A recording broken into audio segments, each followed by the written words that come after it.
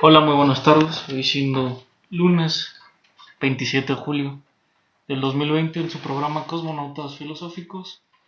Grabamos la edición 539 y transmitimos desde la ciudad de Matamoros, Tamaulipas, ciudad fronteriza con Brownsville, Texas. Muy bien, hoy tenemos a nuestro co-conductor, el filósofo mexicano Alfonso Vázquez Salazar, con licenciatura en Filosofía por la UNAM, maestría en Filosofía por la UNAM, y actualmente estudia el doctorado en filosofía por la UNAM también. Y del tema del cual vamos a hablar sobre el segundo capítulo de su libro. El libro lleva por nombre que redactó Perfiles Mexicanos, ensayo sobre la filosofía mexicana contemporánea. Y el segundo capítulo es ensayo sobre la esencia del cristianismo de Antonio Caso. Bienvenido. Muchas gracias, Ernesto. Muy buenas tardes. Muy buenas tardes. La primera pregunta: ¿quién es Antonio Caso? ¿Qué representa Antonio Caso para la filosofía en México? Bueno, Antonio Caso tiene un papel significativo en la historia de la filosofía mexicana o de la filosofía en México, sobre todo porque él, junto con José Vasconcelos, van a establecer las condiciones para una profesionalización de la filosofía o una profesionalización de la práctica filosófica en nuestro país. Tanto Antonio Caso como José Vasconcelos, y podemos extender a todos los integrantes de lo que fue la generación del Ateneo de la Juventud o del Ateneo de México, todos ellos van a ser fundamentales en este proceso de profesionalización de la filosofía en México, porque van a ser los protagonistas, sobre todo, del ingreso de la filosofía a la instancia universitaria, la instancia de la educación superior, dándole continuidad al proyecto de la Universidad Nacional de Justo Sierra, pero imprimiéndole este sesgo profundamente nacional, pero sobre todo popular. Y como lo comentamos también en una emisión de Cosmonautas Filosóficos, le van a dar también esta dimensión más humanista al proyecto universitario. Entonces todo ello hace que la generación a la que pertenece Caso, y Caso con su cátedra universitaria, porque de todos los integrantes del Ateneo, y entre él y José Vasconcelos, es el que se va a dedicar de una forma profundamente comprometida, pues a un proyecto de docencia universitaria, de la filosofía en esta institución tan importante de México, de la Universidad Nacional. Entonces, por eso, la cátedra de Antonio Caso, pues significa de una u otra forma la incorporación de lleno a la instancia académica, a la legitimación académica, a la profesionalización de la filosofía en la universidad, y con ello, pues bueno, contribuyen a consolidar el campo filosófico mexicano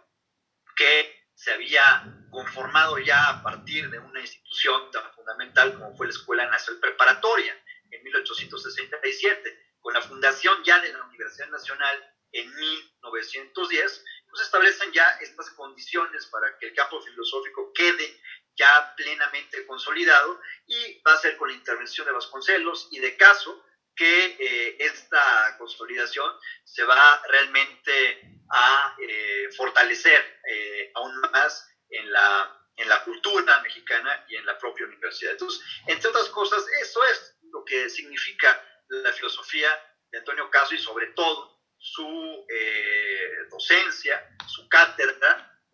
para la consolidación de la misma en el proyecto de la universidad. ¿Cuál es el modelo ético del que habla Antonio Caso en su obra? Bueno, el modelo ético del que parte Antonio Caso es fundamentalmente el ethos cristiano. Es decir, Antonio Caso parte de una consideración crítica de lo que se ha llamado como la naturaleza humana. Para Antonio Caso, la existencia humana o la naturaleza humana se plantea fundamentalmente en tres niveles. Uno de ellos, una de estas dimensiones de la existencia, es la dimensión estrictamente económica. Al plantearse esta idea de la existencia como economía, pues el hombre lo que busca es la manera de perseverar en su ser, la manera de conservarse en su propio ser. Y esta dimensión de la existencia humana se valora sobre todo a partir de la premisa de que se tiene que llevar a cabo el mínimo esfuerzo para obtener el máximo beneficio o el máximo provecho. Ese es el axioma de la dimensión económica de la existencia humana. Sin embargo, observa acaso que la humanidad o que la existencia humana no se puede reducir exclusivamente al ámbito de la esfera económica, sino que puede llevar a una actitud desinteresada, que no esté comprometida con este ámbito estrictamente económico, e incluso ir hacia un nivel pues, realmente caritativo, un nivel donde se juegue sobre todo el mínimo de provecho con el máximo de esfuerzo. Y eso implica pues una actitud de sacrificio, y eso constituiría el ámbito de la existencia como caridad. Y ese es el ethos o el modelo ético del cual parte Antonio Caso, y es el modelo cristiano. Para Antonio Caso, el cristianismo ha logrado pergeñar este modelo ético de la existencia humana que le ha permitido evolucionar en el plano moral y en el plano espiritual, más allá de los avances científicos, más allá de los avances tecnológicos, con los que este modelo ético no está reñido, y por el contrario, complementan una visión del mundo basada en el avance tecnológico científico con una concepción de la existencia donde tenga que verse también por el otro y no exclusivamente por la perseveración de la existencia individual. Entonces, ese es el modelo ético de la existencia del que parte Antonio Caso, y que él observa que es el modelo o el ethos que el cristianismo ha logrado construir pues a lo largo de la historia, de su historia, de la historia de la humanidad, y sobre todo con las acciones pues de esta figura fundamental de Cristo y de todos aquellos que continuaron con su enseñanza y que sobre todo la plasmaron en acciones concretas, en acciones desinteresadas, pero incluso más allá de las acciones meramente interesadas, en acciones basadas en la renuncia del ego, de la voluntad para para ser procurado por uno mismo y sacrificarse por el otro. Entonces, ese es el más alto ideal al que debe aspirar la humanidad, y por eso Antonio Caso lo valora como fundamental para el desarrollo de la civilización occidental. Claro, se menciona que desde la Iglesia Católica surgió un obscurantismo, pero se desconoce que en la Alta Edad Media se le dio difusión a la educación en la universidad, que realmente fue gratuita. Cuando la Iglesia Católica toma las principales universidades en Europa, la de París, la de Oxford y en Italia, pues le empieza a dar este nivel de educación gratuita y la importancia de la escolástica como tal, y también lo que viene siendo el desarrollo científico y el estudio del universo a través de la escolástica de Santo Tomás y otros personajes importantes. Claro, creo que eso que indicas es sumamente ilustrativo. Es decir, Antonio Caso, como muchos otros filósofos cristianos, podemos decirlo de esa forma, pues advierte que el plano o el ámbito del conocimiento, sobre todo el conocimiento científico, el conocimiento tecnológico, pues no se encuentra reñido con una concepción moral o con una concepción ética de la existencia del hombre, y que por el contrario convergen y llegan a ser complementarios. Eso es lo que, digamos, para Antonio Caso, es lo que debe ser valorado, lo que debe ser sobre todo comprendido como la esencia misma del cristianismo, un modelo de existencia humana que, digamos, posibilita incluso el conocimiento de la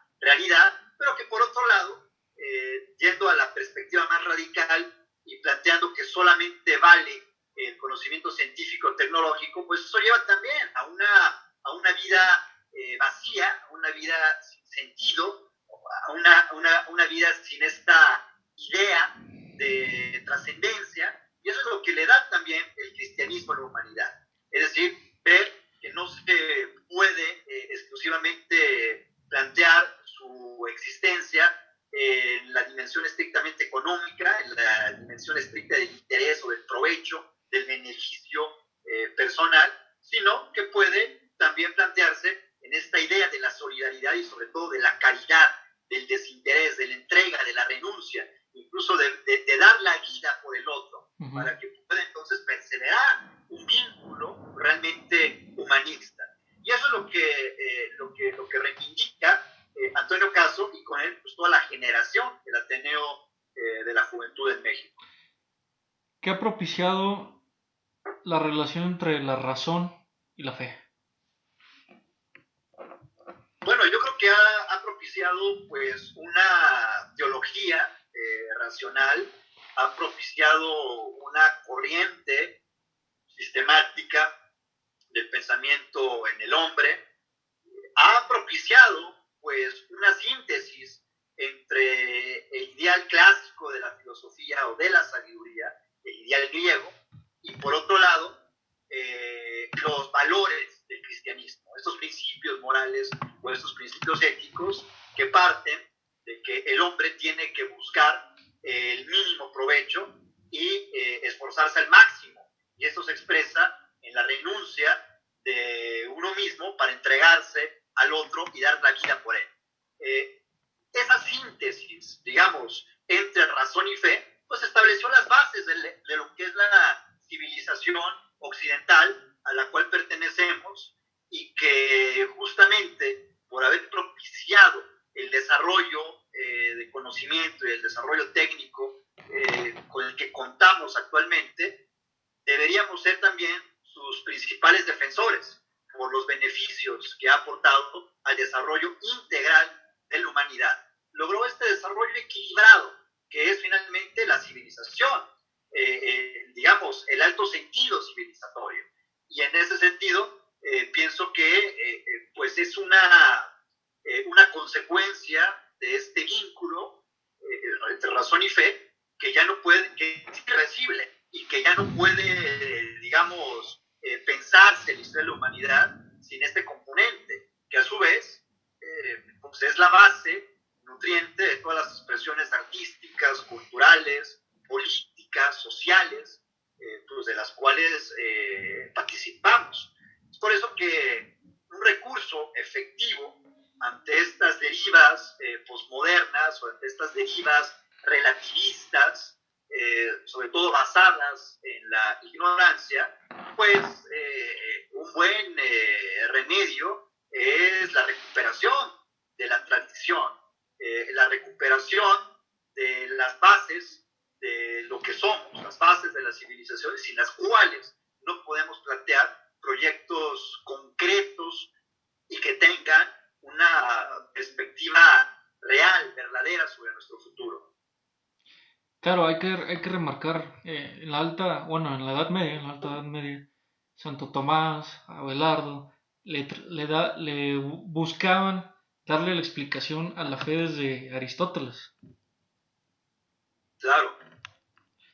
Y esto le estructuró un análisis importante sobre la unión entre la razón y la fe. Claro, desde luego,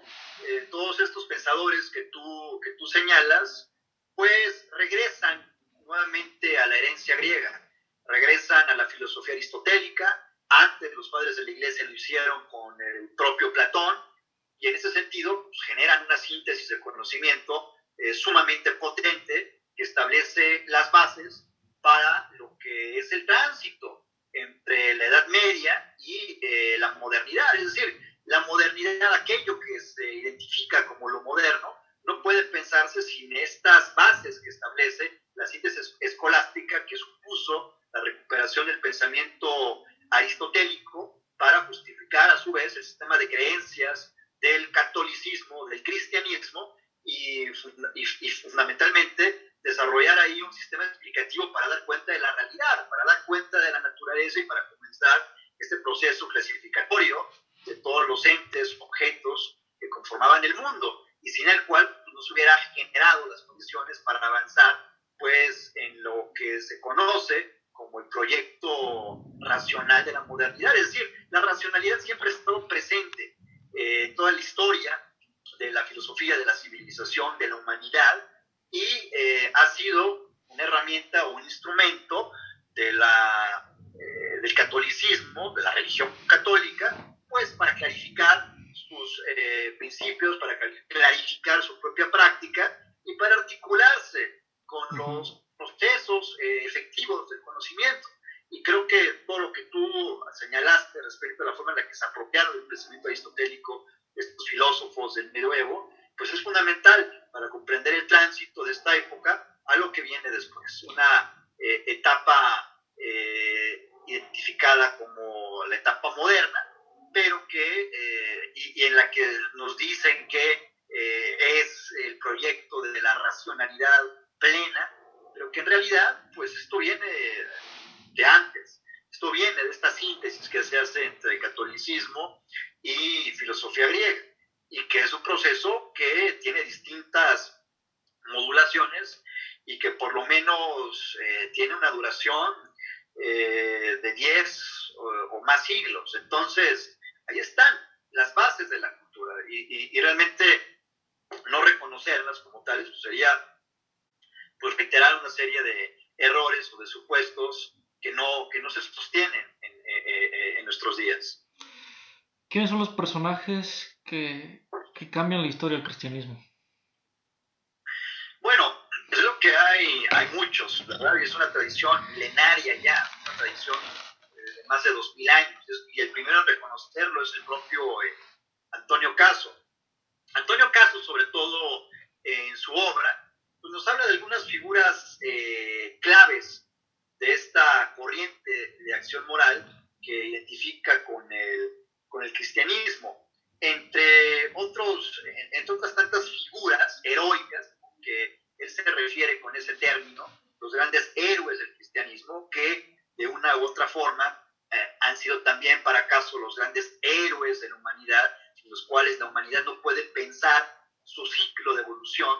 que llegó a desarrollarse en más de 2000 años. Pues entre ellos, él, por ejemplo, menciona a San Juan Bautista y lo considera el precursor y el puente entre el judaísmo y la fe cristiana, ¿no? Lo dice literalmente, colocado entre el Antiguo y el Nuevo Testamento.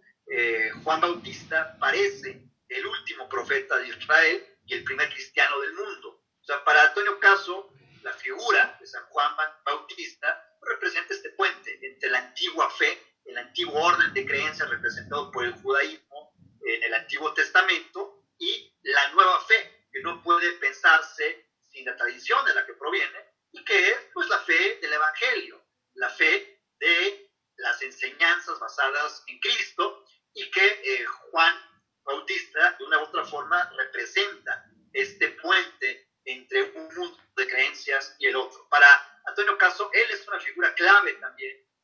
en el cristianismo y constituye uno de sus grandes héroes, de sus figuras heroicas. Pero así como San Juan Bautista, está Pablo de Tarso, está Agustín de Hipona, quienes universalizaron y realizaron la síntesis clásica entre el legado de la griega clásica y los principios de la nueva religión. Igualmente figuras más políticas o institucionales ya dentro de la Iglesia Católica, como Carlomagno, soldado del cristianismo, rey medieval por excelencia, el pontífice austero, Gregorio VII,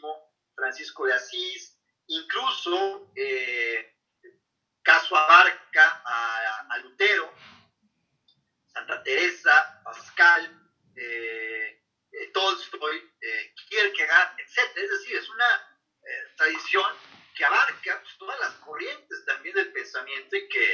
que tiene pues una conformación de más de 2000 años. Esas son las figuras heroicas del cristianismo. Claro, todas ellas derivaciones de esta figura señera, de esta figura central, sin la cual no se concibe este ideario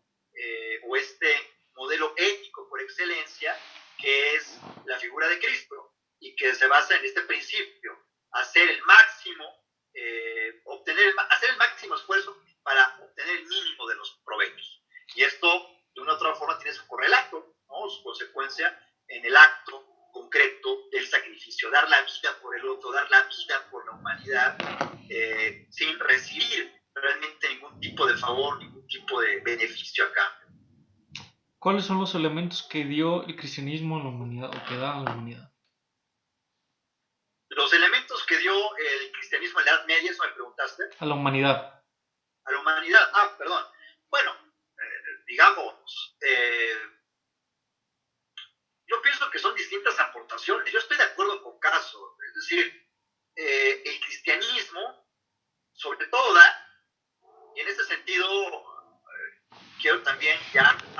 hacer una reflexión política más concreta, pues el cristianismo da una institución política y social sólida que se ha mantenido a través de distintas crisis orgánicas en distintos periodos y en distintos estados a lo largo de la humanidad, y que es la Iglesia Católica.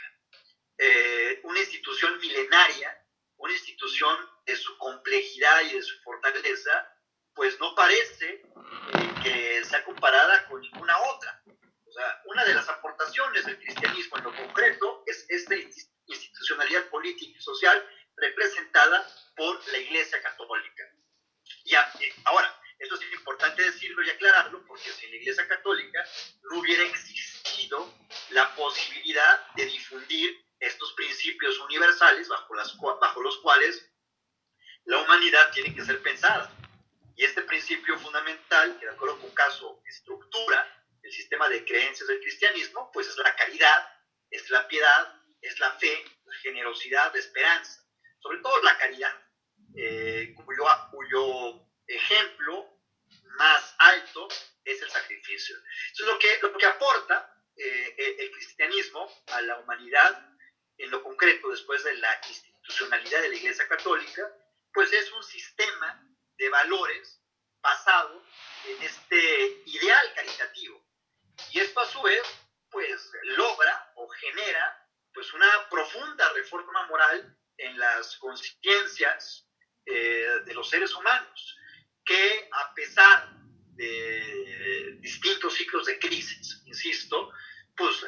digamos, se ha reflejado en la acción de cada uno de estos personajes o de cada uno de estos héroes del cristianismo que Caso describe en su ensayo y que pues acabamos de referir. Entonces, digamos, ahí tenemos por lo menos 3 aportaciones que las vuelvo aquí a recapitular. Primera, una institucionalidad sin la cual no hubiera existido la posibilidad de la difusión de estos valores y de estos principios para alcanzar un elevado nivel de existencia humana. Segunda, los valores